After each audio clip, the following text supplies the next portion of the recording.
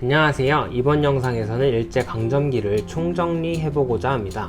지난 시간 일제강점기 사회문화까지 살펴봄으로써 우리는 일제강점기 일제정책부터 우리 민족의 저항 그리고 당시 사회문화까지 살펴보았습니다. 혹시 이번 영상을 보면서 구체적인 내용이 생각나지 않으시는 분들은 이전 영상들을 찾아서 다시 한번 정리하는 시간을 가져보세요.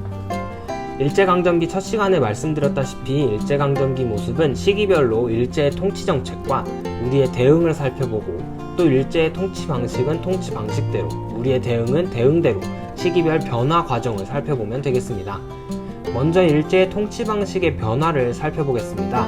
1910년 일제에 의해 강점당한 이후 일본은 무단 통치를 통해 우리 민족을 탄압하였죠.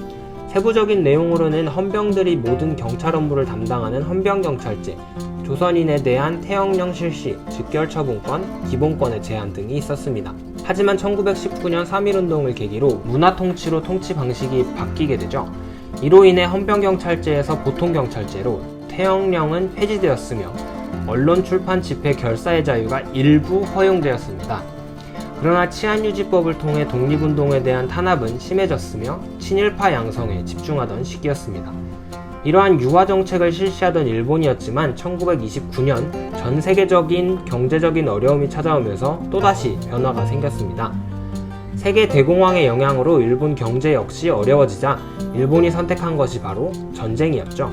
먼저 만주를 침략하고 이후 중국과 동남아시아를 거쳐 미국과 태평양 전쟁까지 벌이게 됩니다. 이 시기 통치 방식을 민족 말살 통치라고 했죠.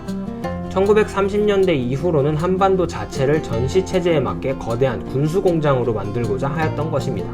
그러나 점차 군인의 수가 줄고 일본인만으로는 전쟁을 치를 수 없게 되자 조선인들 역시 총알바지로 사용하고자 내선일체, 일선동조론과 같은 사상개조를 시도하고 국가총동원법을 통해 남자는 군대 또는 징용, 여자는 징용 혹은 위안부로 끌고 가는 만행을 저질렀습니다. 시기별로 이러한 정치 상황들과 맞물려 이루어진 것이 경제정책이었는데요. 조선을 식민지로 만든 일본은 조선에 대한 조사를 바탕으로 토지를 수탈하고자 토지조사 사업을 벌이고 회사령, 산림령, 어업령 등을 통해 조선의 산업을 장악했습니다. 그러다 안정기에 접어든 1920년대가 되면 빼앗은 토지를 중심으로 쌀을 수탈해 가기 위해 산미 증식 계획을 실시했고 일본 기업의 성장을 위해 회사령을 폐지하여 허가제에서 신고제로 바꾸었으며 관세를 폐지시켰습니다.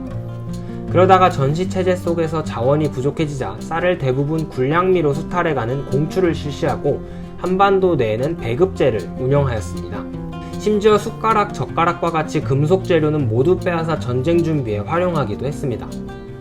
또한 1910년부터 45년까지 일제는 조선인에 대한 교육 역시 일본의 필요에 따라 실시했습니다.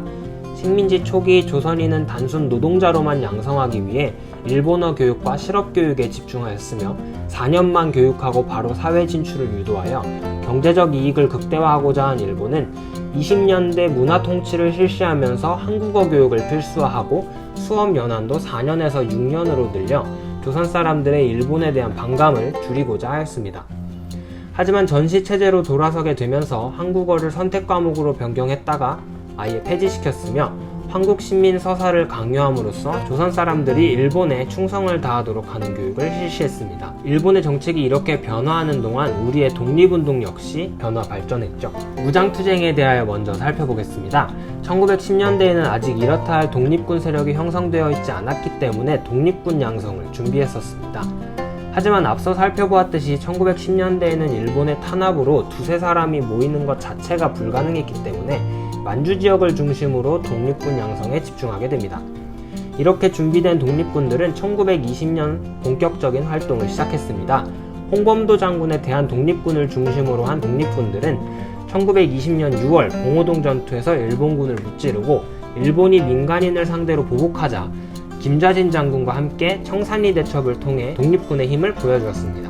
이후 일제의 만행으로 간도 참변이 일어나자 러시아의 자유시로 이동하였지만 그곳에서도 독립군의 시련은 계속되었죠. 다시 만주로 돌아온 독립군들이 3부를 결성하였으며 이를 2개로 합치게 되었습니다. 1920년대에는 이러한 독립군의 활동과 함께 김원봉이 의열단을 결성하여 의열투쟁을 벌였습니다. 김상옥, 나석주, 박재혁 등 의열단원들은 한반도 내의 주요 식민 통치 기관 등을 폭파시키는 등 우리 민족의 독립의지를 표현하였습니다. 1930년대가 되면 중국 국민당군 사회주의 계열과 힘을 합쳐 일제에 대항하고 일부 사회주의자들은 항일 유격대를 결성하여 공격하기도 하였습니다. 또한 1920년대 의열단의 개별적인 활동으로는 한계가 있음을 깨달은 김원봉은 장제스의 지원을 받아 조선의용대를 조직하였습니다.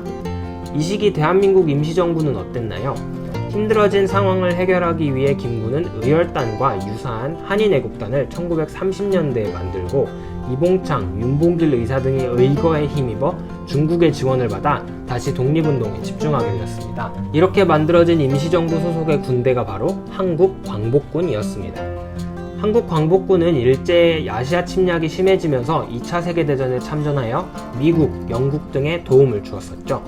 무장투쟁 이외에 또 무엇을 배웠나요? 1919년 전국적으로 일어난 3.1운동의 결과 만들어진 대한민국 임시정부의 활동을 살펴보았습니다. 그리고 한반도 내부에서 1920년대 나타난 물산장려운동, 조선 사람들도 고등교육을 받게 해달라는 밀립대학 설립운동, 농촌계몽을 목표로 시작된 부나로드운동과 문자보급운동을 배웠습니다. 그리고 농민운동, 노동운동 등 다양한 사회운동에 대하여도 알아봤는데요. 특별히 농민운동과 노동운동은 1920년대와 30년대 투쟁의 성격이 달라졌다는 것이 포인트였습니다. 1920년대에는 먹고 살기 위한 생존권 투쟁이었다면 1930년대가 되면 일본에 대항하는 항일 투쟁의 성격으로 바뀌게 되었습니다. 1920년대 주요 사건들 중에서는 3.1운동과 유사한 60만세운동을 배웠습니다. 비록 실패로 끝났지만 이를 계기로 사회주의 계열과 비타협적 민족주의자들이 좌우합작운동을 벌여 일제강점기 최대 규모의 사회단체인 신간회가 결성되었습니다. 그리고 1929년에는 광주에서 일어난 조선학생과 일본학생의 다툼에서 시작되어 전국적으로 확산된 민족운동이 있었습니다. 바로 광주학생항일운동이었는데요. 광주학생항일운동은 3.1운동 이후에 최대 규모의 항일 시위였다는 의의를 갖고 있었습니다. 그리고 바로 지난 영상에서 일제강점기 사회문화를 살펴봤는데요.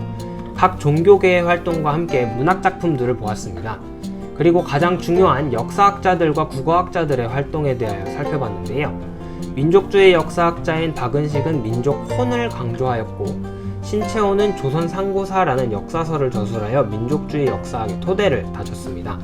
그리고 1차 세계대전 이후 유입된 사회주의의 영향으로 역사학 분야에서도 사회주의 계열의 역사학자들이 나왔는데요.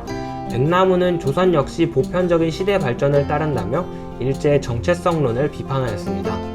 그리고 이병도를 비롯한 실증주의 역사학자들은 진단학회를 만들어 근거에 기초한 역사를 주장하였습니다.